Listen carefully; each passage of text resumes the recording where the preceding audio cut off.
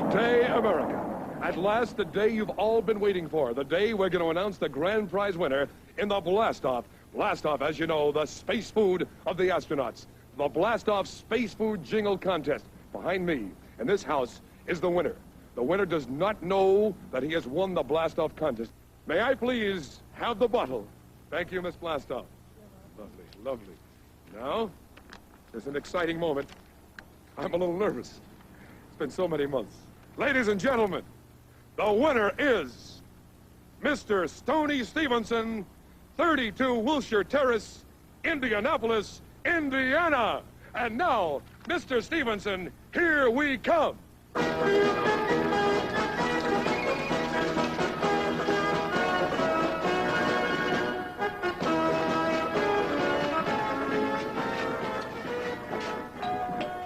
Just think, ladies and gentlemen, in a few moments from now, in this typical modest American home, in this modest American community, you will meet the man who has won the grand prize in the Blast-Off Space Jingle Contest, the energy drink of the astronauts and Mission Control. We're going to present him with the grand prize of a trip to the Kronos and Clastic Infundibulum. Here it comes now. Oh, excuse me, madam. Oh, excuse no, me. thank you. No, we no, don't want any. Madam, excuse me. You don't understand. May I just speak to you for a moment? We are on network television right now. Oh? Is this the home of Mr. Stoney Stevenson? Yes. Well, may we see him, please? We have a very important announcement to make. Stoney! In a few moments, ladies and gentlemen. Someone here to see you. Live television. The excitement. Here he comes now. Here he comes. Oh. Hello, good day to you. Hello. Are you Mr. Stevenson? Yeah, that's right. Stoney Stevenson. Stoney Stevenson? Here he is, America. Stoney Stevenson, congratulations. Pardon me, Mama. We have an important announcement to make to you right now. You are the winner, the grand prize winner, in the Blast-Off Space Jingle Contest. America, here's your winner, Stoney Stevenson. Stoney! Stoney, come back!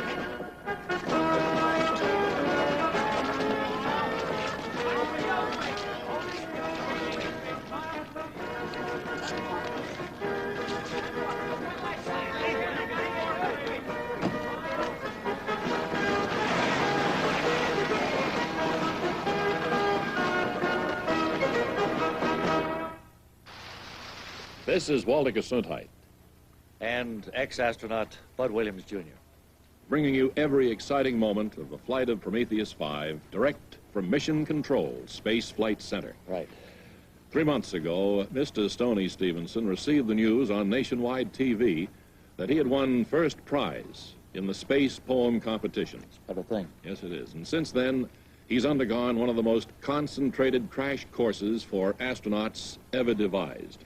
And in a very few moments, we will see the results of these endeavors.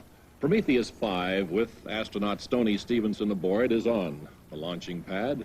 And with you, we will wait out the final moments before blastoff. Really is tense here today, Walter. Right, Bud. Tense is the word of the hour as astronaut Stoney Stevenson sits high atop the rocket, awaiting his launch into the Kronos and Clastic Infundibulum. Walter, I understand that we have contact with astronaut Stevenson in his capsule now. Why don't we find out just what he's thinking in these last few minutes before blastoff? Well, good thinking, Bud. Come in, Stoney Stevenson. Astronaut Stevenson, this is Walter Gesundheit and ex-astronaut Bud Williams. Can you hear us? Can you hear him, Walter? Can't even see him. Sorry, it seems we have some difficulty with the connection to the space capsule. For those of you who just tuned in, the countdown for the launch of Prometheus 5 has been temporarily halted at 0 minus 60 seconds. Bud, you were on Prometheus 1 and Prometheus 3. That's right, I was. Well, what I really wanted to ask was, how did a highly trained technical person like yourself feel when you learned that a man who writes poetry in his spare time was going to make this trip? Well, at first, I thought he'd be too emotional, Walter. I thought maybe he can give us some fancy descriptions of things, but if the going really gets tough the way it did on Prometheus 3... Oh, you mean when the tang got loose in the landing module? Oh, there was tang all over the place and no gravity. Yes. But I said, you know, I realized they were going to put a man right through a time warp, a Kronos and Clastic Infundibulum. I said, well, maybe only a poet could describe a thing like that. Well, you know, words somehow seem inadequate when one is describing space. Yes, well, if you remember, I had a great deal of trouble describing Mars. Well, you said it looked like your driveway back home in Dallas. Yes, well, that's what it did look like to me at the time. So if they would have put me through a time warp... A chronosynclastic infundibulum? Right, I probably would be speechless myself. You know. I mean, you put a man through a time warp and... A chronosynclastic infundibulum. Yeah, and for a while, he's going to be scattered not only through space, but time. He's going to be 100 different places at once, and there's no way of guessing just where, you know. Bud, what kind of training has astronaut Stevenson gone through to prepare for this mission? Well, Walter, he's really trained very hard for the mission. You know, we have a standard here at Mission Control, a standard of excellence. That's the atmosphere here at Mission Control, Bud. Excellence. Takes a special person, one with fortitude, ambition, skill, intelligence. Thank you very much. I'm sorry. I couldn't get a glandular reading. I'm very sorry, Ernie. I'm very sorry. Well, that's all right. Do the best you can. Just a minute. I've got a call coming in here. Forthrightness, awareness, good eyesight, and most of all, guts to work here in the heart of Mission Control. I mean, it's here that the very life of astronaut Stevenson, his entire life, will be watched over and cared for, whereas every heartbeat, respiratory, and digestive activity will be monitored by computer. Excellence is the byword and the product of this crack team here at Mission Control. Well, I understand we've now made contact with Stoney Stevenson, high atop his launch rocket. Hello, Stoney. Yes, and a special kind of man it is to be a space adventurer, an explorer of the unknown. A man from Mission Control is very special indeed. Geologist, physicist, electrical engineer, physician, chemist, test pilot, the Air Force, the Army and the Navy, and now the average man, Stoney Stevenson. One and all, the great team, the men from Mission Control. Before we hear from our astronaut, we're fortunate to have Mrs. Stevenson, Stoney's mother, with us here in the studio. She's been keeping up a constant vigil here at Mission Control. Bud? You must be very proud of your son. It doesn't seem possible. Nobody in our family ever won a contest. Well, I'd like to announce to you and to the American public that Stoney was made an honorary private in the United States Army this morning. Well, isn't that something? Isn't that great? Uncle George won't believe it. When he was a child, did you have any intimation that someday he'd be going off into space like this? He used to be interested in the pressure cooker. He'd get it out and play with it, seal it up tight and then unseal it again, put different things in it, marbles, his toy fire engine. Uh-huh. Now they got him all sealed up. I was about to say that he came from a typical American family, but of course he isn't a typical American astronaut, is he? Depends on what kind of typical you're talking about. I think we're typical Americans. His father committed suicide. I've been married 3 times, happily only once. To Stoney's father? To Fred K. Barzyk. Stoney did grow up, though, in the American Middle West. Indianapolis. In what we'd consider a typical Hoosier house. The welfare people had us in a Holiday Inn for a while. That was quite a scandal. Why do they call people from Indiana Hoosiers? I've often wondered about that. Nobody knows. So, Stoney Stevenson's roots are in Indiana soil. He has a cemetery lot in Brooklyn, New York. Pardon me? Fred K. Barzyk, my 3rd husband, inherited a cemetery lot in Brooklyn from a rich uncle. He gave it to Stoney on Stoney's 8th birthday at a big party at the Holiday Inn. That was before the newspapers found out that the welfare people had put us up there at $30 a night. Right. And that was just before the hit the fan. You signaling me, Walter? Sorry to interrupt, Bud. Let's switch now to Colonel Donald Tex Pirandello, the voice of Prometheus 5. Tex, I know there's been a lot of conversation about will he wear his spacesuit or won't he? Do you have the final decision on that? Right, Walter. Soon after launch, he will take off his outer protective envelope, or spacesuit, and eject it from the capsule. He will not need his spacesuit in his travels. Astronaut Stevenson will drink orange-flavored hydrogen peroxide and absorb the slowly released oxygen through the wall of his small intestine. Communications between the capsule and mission control will be established momentarily. In the meantime, I know he would want me to let everybody know how happy and proud he is today. He's raring to go. We are at 60 seconds and counting. Oh, my. We interrupt this countdown to bring you special coverage of a disturbance at Southgate. Take it away, Sandy. This is Sandy Abernathy at the South Gate of Mission Control. The radical evangelist, Dr. Bobby Denton, and a group of his avid followers are here protesting the launching of Prometheus 5. It's an angry crowd, and the guards cannot hold. Minus 45 seconds. Dr. Denton was just released yesterday from federal prison, where he served a 9-day sentence for disorderly conduct for his actions at the Poor People's March last June. 30 seconds and counting. They have refused to leave. Let's take a listen. These scientists, I say, are just building another Tower of Babel. Testing. 40. Well, we don't need them. And we don't need their countdowns to get us where we're going, do we? Because we have our own countdown here on God's Green Station. Do you know what it is? Do you want to hear it? 10. 10. Do you covet your neighbor's things? 9. 9, do you bear false witness? 8. 8, do you steal? 7, do you commit adultery? 6. 5, do you honor your mother and father? 4. 3, you take the name of the Lord in vain. 2. You make any graven images? 1. Blast off! Oh, blast off.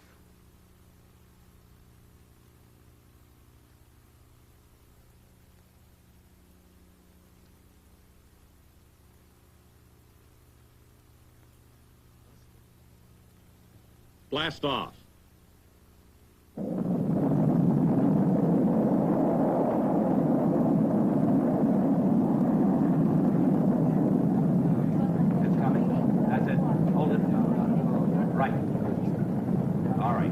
It's all systems go. Prometheus 5 has cleared the tower.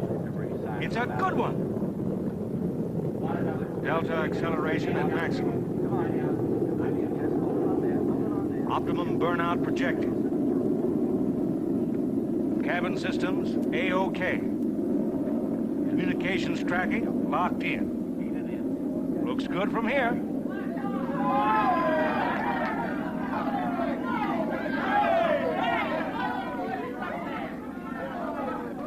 Well, there you have it. The successful launch of Prometheus 5, an historic day as man reaches further into space to find the meaning of life. Traveling at 28,000 miles an hour, Stoney Stevenson is headed for the Kronos and Plastic Infundibulum. And it's in that time warp where astronaut Stevenson may find the answer to all creation. Which nobody can deny, which nobody can deny, but he's a jolly good fellow, which nobody can deny. Well, what did you think of astronaut Stevenson and the launching of Prometheus 5, Bud? Well, I thought he did just fine, Walter, and this launch certainly couldn't be called a lemming. No, sir, it's no lemon.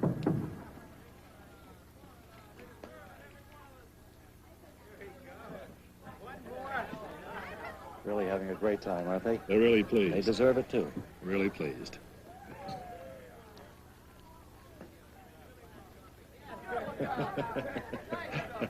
They're really pleased. They deserve it. We could stand some of that bubbly ourselves, Bud. I think so. We're doing your 7 o'clock show tonight. They're really pleased. He's a jolly good fellow, he's a jolly good fellow. There's the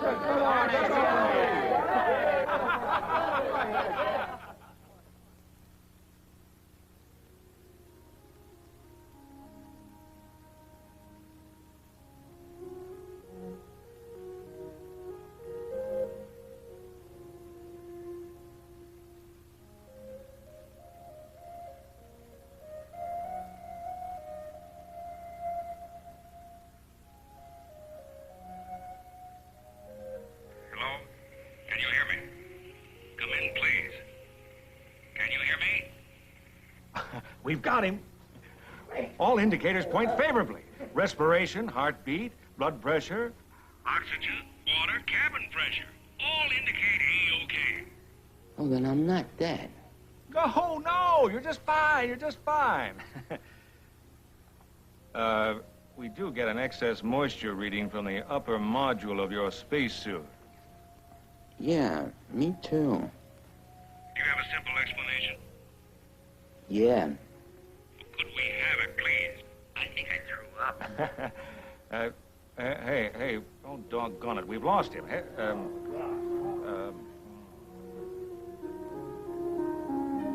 you have 120 million miles to travel, and according to the latest calculations, you should reach the chronosynclastic infundibulum in 3 months, 4 days, 13 hours, 3 minutes, and 7 seconds. Ma? Is that you? Oh, it's good to hear a familiar voice, Ma. You're a very brave boy, Stoney. I'm very proud of you. And so is your Aunt Alice and Cousin Bruce. Mrs. Myers from next door says you come to dinner when you come back from your trip. That's real nice of her, Mom. I see Mom Stevenson is still in mission control, Bud. That's right, Walter. She's moved right in. A mother standing by her son in his moment of need. She's moved a cot in there back of the retro readouts, and she's put doilies on the backs of all of the chairs. A marvelous woman, Bud. This is ground control. Can you tell us if you plan to write any more poetry? Well, yeah, my first one's going to be a sestina, I hope. A sestina. All I know about poetry is Burma shade. Well, a sestina has 6 stanzas with 6 lines each, and the same 6 words end each stanza, you see, but in a different order each time. The 6 words I've chosen are taken from men's Words when he set foot on the moon. 1 long step for mankind. The order of the end words in the second stanza will be long 1, mankind, step 4, and then the third stanza is going to be step kind for 1, man. This is Walter Gesundheit. And Bud Williams, Jr. Bringing you the continuing saga of Prometheus 5. Private Stoney Stevenson is approaching the core of the time warp at a speed of 28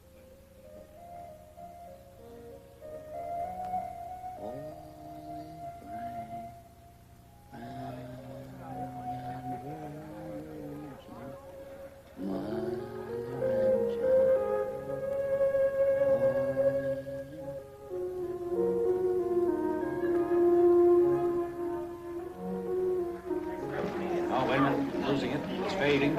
It's fading. I've lost it. I've lost it. It is now 6 months since Stoney Stevenson blasted off on his epic adventure. Communications have become increasingly hard the further he travels away from Earth, as the moment has arrived by all our calculations when Stoney will hit the chronosynclastic infundibulum.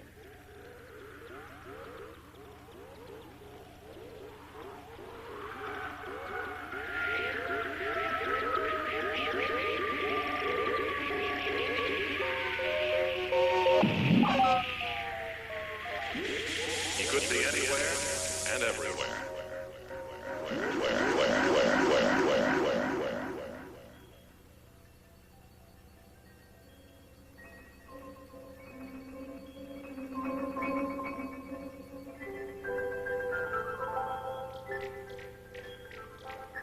Ooh, I must be out of my head.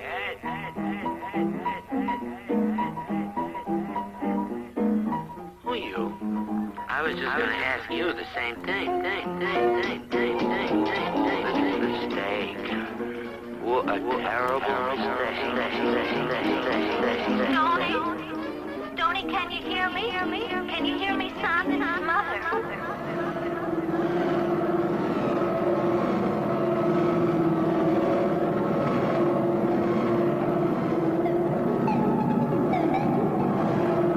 Did they tell you to expect this? They told me I might come straight back to Earth, in the present or the future, not the past. Oh, the past, the past. Oh, the past.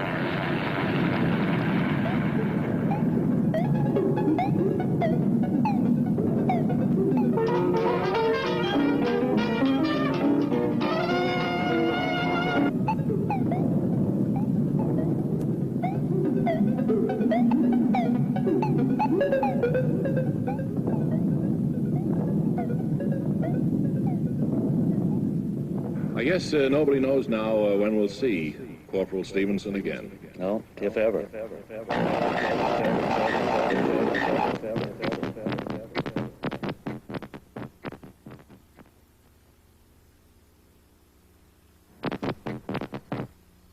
Am I dead yet? I understand Stoney is writing a poem out there in space, Bud. Really? Yes, and he's chosen those immortal words first spoken by man when he stepped on the moon. Oh, those words are very patriotic, Walter. A long step for man. No, I think it was a giant step for man, a long leap for mankind. Hello, Control. Am I dead yet? Was it one long step for mankind? No, it was one step onto the moon for a man. Moon wasn't in there, Walter. Not in that.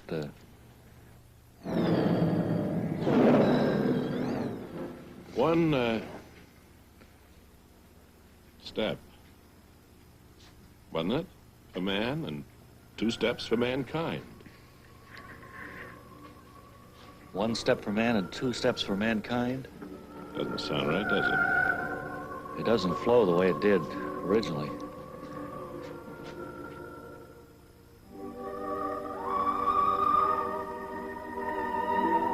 I'm stepping now for man, hoping that I think you have it now. All mankind will remember this moment in history.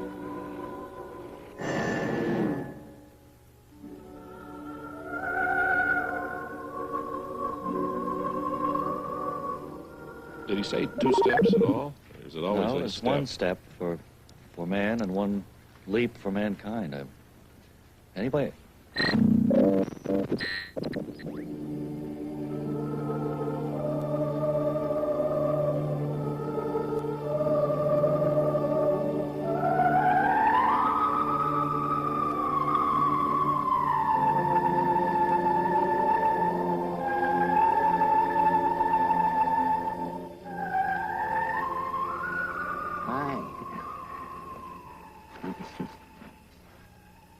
Welcome to the island of San Lorenzo. Does that make you happy or sad? That depends, I suppose. A wise answer. We fished you from the sea. Are you all right? I think so. Good.